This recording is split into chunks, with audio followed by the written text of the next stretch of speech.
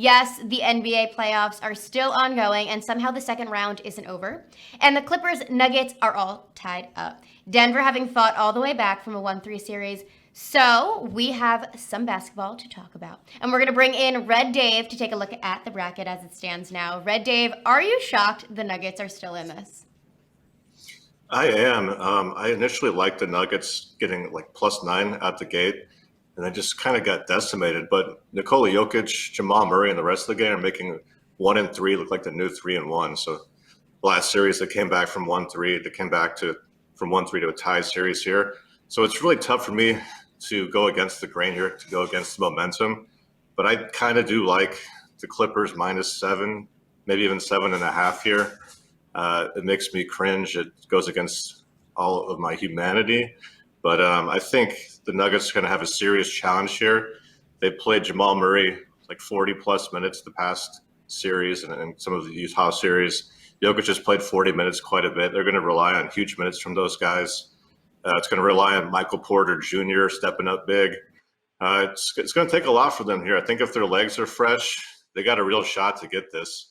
But if they are relying on shooting 48% from three and 44% like they have in the past two games, it's going to be tough without fresh legs. So I think the public and popular play is going to be to take the points here, but I'm going to stick with the Clippers -7.5 and be a curmudgeon.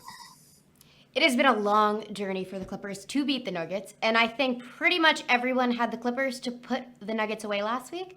But tonight has to be the night, and Red Dave says it will be the Clippers winning in Game 7.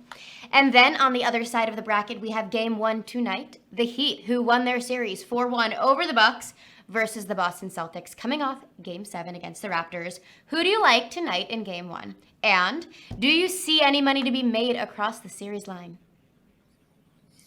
Yeah, I really like betting game one of each series because I think certain teams are really good at adapting to matchups. Like in the last series, the Lakers beat the Rockets. The Rockets just won easily game one.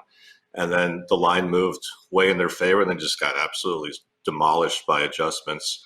So we're going to have to look at game one and see who's going to be the coach that makes the right adjustments. And as it stands right now, the Heat are +2.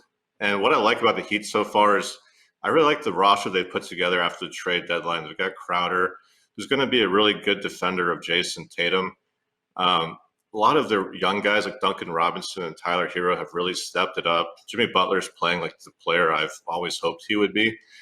And their bench is playing terrific too. Like in the regular season, Boston has always been one of the better bench teams. But in the playoffs, you really need to have kind of really good firepower from your starters too. So without Hayward, I think they need to get Hayward back soon. But in the meantime, I think Miami has a real good chance here to take this series. They made the Bucks look foolish, so they have a lot going for them. I think 2 points here is just the right play. I think they're just maybe a little bit better of a team right now.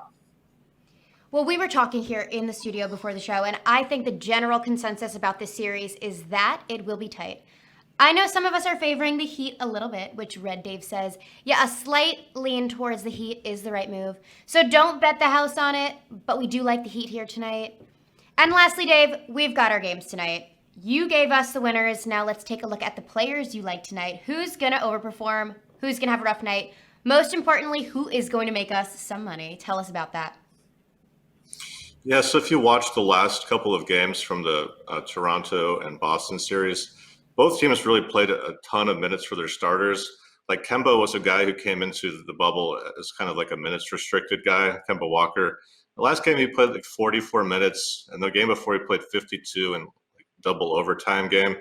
I think even though they've had 3 full days of rest, Brad Stevens might take a little bit easier on him. They do have Marcus Smart, they do have Wanamaker that can play some one.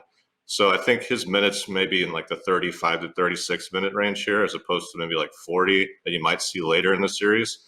So and for that reason, I'd like to play him under 20.5 points, -125. And not only do I think his minutes will be low, I think he's gone from kind of a number 2 or number 3 guy in the offense to maybe 3, number 4.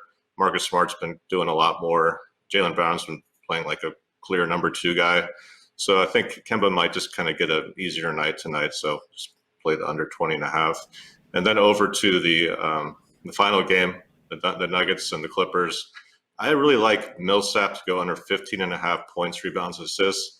The main thing I look at with props is the guy going to finish the game? Is he going to go into overtime if it goes OT? And I don't think Millsap is going to close the game over, let's say, Michael Porter Jr., Jeremy Grant, even Monte Morris or Torrey Craig. I think Millsap's going to be a guy that if he plays poorly early in the game, you will not see any of him for the fourth quarter or late third quarter. I think he's got to really play his butt off to get minutes tonight. And if he doesn't, if anything goes wrong for him, he's going to be toast on those minutes. So, yeah, Millsap under 15.5 points, rebounds, assists, minus 115. That's all I got for NBA right now.